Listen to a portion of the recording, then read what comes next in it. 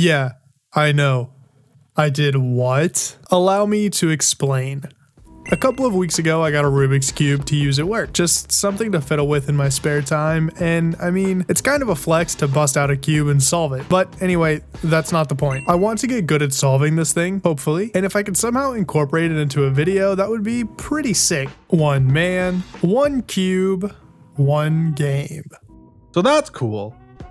But how's this gonna work? Well, I'm glad you asked. This idea changed a lot during the development and making of this video, but what I ultimately decided on was this. I'm going to time myself after each gym, solving the cube, and the time correlates to a Pokemon. So for example, if it takes me 2 minutes to solve, or 120 seconds, then we get a Starmie, because Starmie's Pokemon 120. So I could get a Dragonite, or I could get a Dratini, and the difference is literally seconds. Now, obviously, if I get lucky and time it right, I can get a super OP Mon, and we don't want that. I mean, the theme of my channel is suffering. So, that being said, let's add in some rules. A little spice, if you will, because we are chefs and we're in the kitchen cooking. I'm going to be banning items in battle for this run.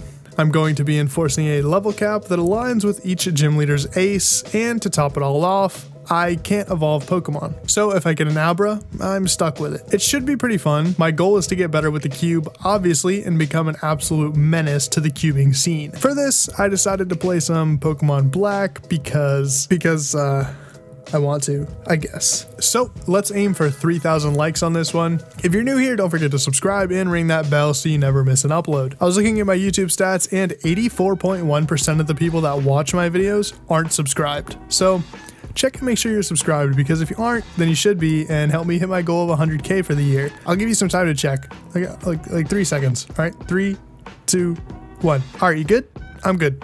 All right, let's get on with it. So I get to work, booting up a copy of Pokemon Black, and what's this? Yes, I picked 5th gen just for this bit. I named myself Woopix because, like, Rubiks, I fused them. Like, Woopsire is a fusion of Woopsire and Quagsire, and I fused them, so I was now Woopix, and decided, since it took me like 4 days to solve my cube for the first time, which I didn't record because why would I record 4 days of solving cube? But 4 days is like 354,600 seconds, and we divide that by like 630 Pokemon. We get Pokemon 548, which is Petlil, and a perfect starter. Don't worry, I'll show how I timed my solves later in the video, since my goal is to improve after all. So 4 days is a pretty good starting point. I smash both of the rivals in the first rival fight and crack on. End up nicknaming this Petlil Sprout because it's a cute little bean sprout, you know? Also, my level cap for the first gym is going to be 14, so if I hit level 14, I will just stop leveling. We get up to the first battle with N and wait, Purloin has Imposter? Cut the cameras. So it turns out I may have been using a ROM that I did with another video. Oops. Anyways, I set up a growth and just proceed to absorb N's cat. No. I mean, suck the life out of, no. Drain and, I kill it with Absorb. Following that, I watched this guy teach me the meaning of life and cracked on. Bianca had the nerve to challenge me here, but just got swept by my plants. Also, fun fact, you can't leech seed grass types. I only did it to show you guys in case you forgot.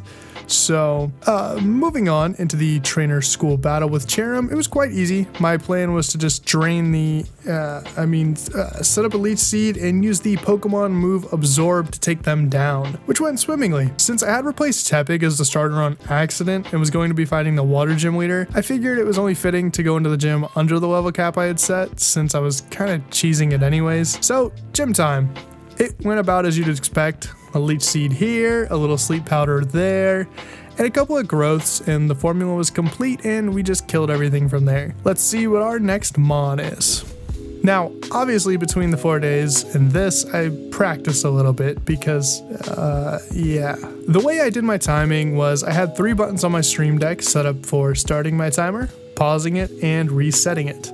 So obviously I would record myself and hit start when I was ready, pause when I was done, and reset to will reset the timer. So this next solve took me about 8 minutes and 57 seconds, which is 533 seconds, and Pokemon 537 is Seismitoad. Sweet. I'm hoping we don't burn all of our luck out this early. So I swap in our new Toad at level 12. I forget about HMs here and realize I need to go and catch me a rat. So I do that, name it Splinter, and teach it Cut so I can progress. We have our first battle with the Ops here, which with my big beefy Toad goes quite swimmingly, and I pretty much just drain them with my fists. Drain punch them. Why does that keep happening? Anyways, we take care of the Dream Yard, yada yada, and crack on with our journey. And I'm forced into a double battle here. With Splinter on the field, I do the only natural thing and kill it. We have another fight here with Charon, which is laughably easy. Granted, I do have a fat frog at this point in the game. We team up with Charon to take down Team Plasma here in this cave and jump on over to Nakreen City, where we encounter N for the second time, which again is quite easy. I wonder if he's using a cube to pick his team too. Lenora is up next, and since she's a normal type gym leader, I'm not expecting her to be too hard, but I digress. I guess I definitely underestimated her because the first time I went up against her, I got ribbity wrecked. That was terrible. But in doing so, I hit the level cap and learned Aqua Ring. I also slapped on an Oranberry for a little extra sustain, and with those all set up, it was time for the rematch. And I ended up critting Watchog, which I do think mattered, but a win is a win and I will take it. Let's see who we've got next. So this next solve took me 468 seconds, which gets me a Togekiss. Nice, that's actually super Pog, considering the next gym is Berg, which is a bug type. So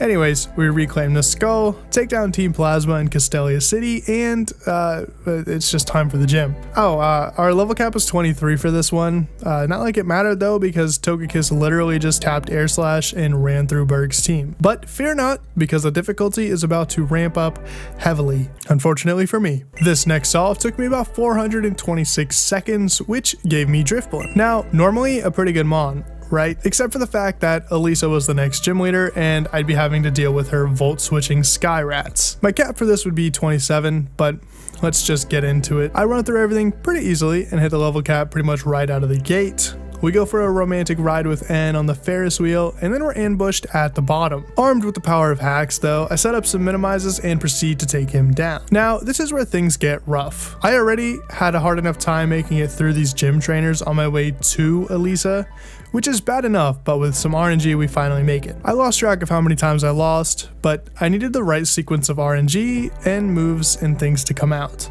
I was down so bad I even started slapping random items on Drift Bloom to see if it would change Elisa's opening move. Eventually, after getting beat so often, I turned to another strat. See, my issue was PP. After I managed to set up my minimizes, I realized that even if I got lucky enough to make it to Zebstrika, I would either be out of Hex PP or she'd hit me anyway and knock me out. Luckily, there's a TM in this town's mart that's going to be super useful, and a Soothe Bell to go along with it.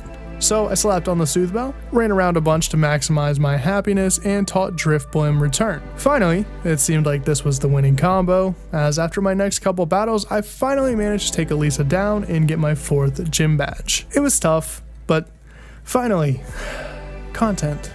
Our next solve, we managed to shave off a whole 60 seconds, getting us 366 seconds, which equated to Clamperl. Now, just to preface this, Clamperl only gets 4 moves. Facing someone as hard as Clay, I was a bit worried. But nevertheless, I was up to the challenge. Bianca kidnaps us here and forces us to partake in a musical adventure, but we drip down Clamperl and crack on. I retaught Clamperl Return, since at max happiness, it's super strong and way better than Whirlpool. I found Scald over here in the Freezing Icebox place, which is going to come in handy because overall, it's just much better than Clamp as a move. Also, in 5th gen, Scald was a menace because of the like 200% chance to burn. I take care of Team Plasma here, and then break into the gym. Oh yeah, my level cap is like 31. Take 1. Clay ripped me a new one because I didn't really have a plan. I just kind of went in and YOLO'd it. Take 2. I one-shot Krokorok with Scald and then get the burn on Excadrill, which is super lucky, and also forcing a Hyper Potion out. I'm tormented, so I can't just spam Scalds, but it's okay. I just mix and match with other moves in there until eventually I take it down. Out comes Palpitoad, which didn't have Water Absorb, and I just hit it with a Return, and then a Scald to secure myself the 5th badge. Not too shabby, but it's time for the next solve. Let's see what we get.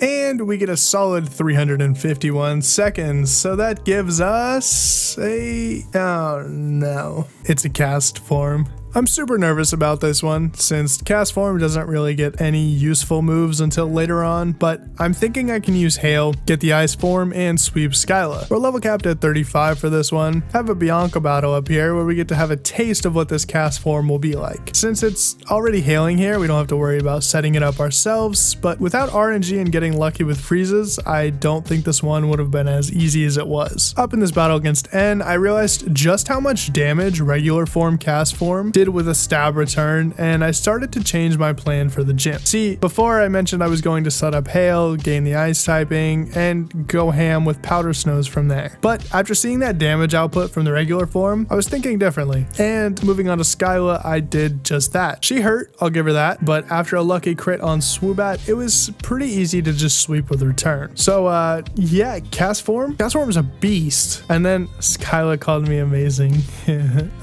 All right, next solve. I shaved off a lot of time for this one, but I ended up getting 207 seconds, giving us a Gligar. Oh no. We're going up against an ice gym. But then it hits me. More on that to come though. I get myself a Gligar and teach it acrobatics and remove the item from it, and it hits like a truck, pretty much one-shotting everything. I do get stuck on Charon for a bit, but managed to take him down finally. Gligar learns Swords Dance, which is going to come in handy very soon coming up. We make our way through the mountain, blah, blah, blah. You know the drill. Let's just skip to the gym, the juicy bit. So Gligar versus Bryson. Obviously, it's going to be hard because pretty much one hit and Gligar is dead. So what is my master plan? Well, Gligar moves fast and it hits hard. So here's the plan. I give Gligar this Yache Berry, ensuring it lives an ice type move. And then, gamers, let me tell you, I'm gonna set up a Swords Dance. Live that, lose my item, which will double Acrobatics attack power, and proceed to sweep from there. Victory has never tasted sweeter. As Bryson says, my heart is pretty yeah, I don't know what that one means. My heart's strong. Next up, we have a solve time of 169 seconds, gifting us another abuser of acrobatics in the form of Crobat, which will also be known as Batman because it just fits. We head on over to the Dragon Spiral Tower, where there appears to be evil afoot. We get ganged up on by Team Plasma Grunts, but blow them back with Crobat, who literally just clicked acrobatics and killed everything. It was amazing. Jumping forward a bit, I somehow get to this screen and oh god, please, what is this? Please help. Where am I? From there, our battle with Drayden is literally just an acrobatic sweep with Crobat. I was scared of the Haxorus after a Dragon Dance, but we still managed to outspeed and take it down. I think this was one of the easier gym battles, honestly, which is very disappointing because he's the, you know, the last gym leader, but whatever. Now that we're on the last leg of the journey, I figured I'd hit this with a twist. I'm going to do 5 solves. Now that I've gotten pretty decent with the cube, I'm going to take everything that I've learned and put it all to the test. Each of those mons gets 1 use per Elite 4 member, and then it's to the bin. So 1 for each Elite 4 member, plus N, so 5. Let's see what the numbers mean. So I solved the cube 5 times, getting me the numbers 79, 103, and I dropped the cube on this one, and for some reason I just think that's hilarious, but like, look at my face. I'm sure it looks funny. I haven't seen it yet, but just look at it. 85, 82, and 102. I have no idea what these Pokemon are yet, and I won't find out till they're on the chopping block, but let's get to the Elite Four, shall we? Oh, okay. Slowpoke. Interesting. I was originally going to do from left to right, but after getting railed by Chantal, I decided I'd just not strategize and kind of like use them on, and once I beat that member, they're out, so I have to pick till I really just have no choice. So I chose Marshall for Slowpoke, which it did really well against. I did lose the first time because of some unfortunate crits, but for the most part, I was able to juggle his Mons with Yawn, Slack off to heal, and Psychic to whittle them down. Eventually, Marshall goes down, and I secure my first victory of the Elite Four. Let's see who I've got next. Pokemon 103 is Executor. Okay, nice, that'll actually work. I've got no choice but to use it against Caitlyn because I'm not a madman. So this one gave me a lot of trouble. more specifically, her stupid Sigilif. After a while of picking at her, I figured out what my strategy needed to be to take down Sigilif. I needed to just nuke Reuniclus first and foremost, so I pulled that off with a Leaf Storm. Then I needed to live an Air Slash and not flinch, and then not miss Hypnosis, and then not have it wake up 2 turns, so I could kill it. And the rest was history, just rinse and repeat and not miss a single Hypnosis. So I kicked back, relaxed, and basically just reset till I got the perfect run. So it's kind of like I was shiny hunting the whole time. So Pokemon 85, what are you? Oh, okay, Dodrio. That's actually super sick and I'll take it. I think taking on Grimsley is my best bet, although I could be horribly wrong. Actually, thinking about it, since Dodrio is normal type, I'm gonna go with Chantal since she can't really hurt me. Maybe? I don't know. Here's some live train of thoughts for you guys. My plan with Dodrio was to try and have some fun with the move Acupressure. After a couple of battles, I ended up really regretting it, but then I somehow managed to get an attack boost before Cofagrigus could burn me, and then crit on my next turn to take it out. And then from there, the battle was a clean sweep with Drill Peck. I'm not gonna lie, I really didn't expect this to work out the way that it did, but I'll take it. A win is a win. Anyways, up next with Pokemon 82 is Magneton. Okay, not bad, actually. I'll take it. Remember when I said not bad, like 2 seconds ago? I just want to point out that I had no idea Grimsley had a Crocodile, but yeah. This was another battle that was down to RNG. I needed to not let Scrafty hit me, and instead Sand attack me so I could live an Earthquake, Metal Sound the Crook, kill it with a Tri-Attack, and sweep the rest of his team. Easier said than done, but again, I digress. It took a couple of tries, but I managed to finally get the right rolls and go from there. I was genuinely terrified Bisharp would have Sucker Punch or Liepard would have Fake Out, but after checking, I just got really lucky with Liepard deciding not to kill me there. And now it's time for our final Mon, which luckily we pulled an Aerodactyl out of our hat for this one. Well, I say luckily, and also has a Zekrom, but you know what I mean. I'm hoping with enough Brawn, our prehistoric bird will be able to take it down no problem. I was lacking a lot of confidence heading into N's castle, and it was pretty justified. So, yeah, we catch Reshiram, and I died, totally on purpose. But I used that break to drop Reshiram and also teach Aerodactyl here Bulldoze. That was my winning ticket to beating N. I just had to rely on a bunch of RNG again, and here's how that went. I had to eat a Fusion Bolt, dodge a Blizzard from Vanillix, dodge a Stone Edge from Caracosta, Ice Fang the Archeops, and then clean up the Klinklang with a Bulldoze and Zoroark with a Skydrop. Again, much easier said than done, but after a couple tries I managed to do it and breathe again. Then I totally forgot there was a Ghetsis fight, and the only way to win this one was, again, RNG. I was actually super close to giving up this time, but basically what I needed to do was kill Cofagrigus, dodge Stone Edge from Bisharp, not get hit by Seismitoad, Ice Fang Hydreigon, and not die, one-shot the Bouffalant with Fly, and somehow not die to Electros. There was a lot of I need to do X in order to win this battle, and after making the swap from Skydrop to Fly, I managed to get a little bit luckier. I was actually super close to giving up at this point and taking the L, naming this video how I almost beat Pokemon with a Rubik's Cube. But on my final attempt, before giving up, I did the unthinkable. I got a high damage roll and one-shot the Hydreigon, and got the luckiest Ice Fang freeze on Electros. I have literally no idea how I did this. I guess RNGesus just felt super bad for me at 6:35 a.m. on Sunday, December 6th, 2020. I did it. I beat Ghetsis. I'm done with this video. I'm going to bed. Please subscribe. I'm literally begging.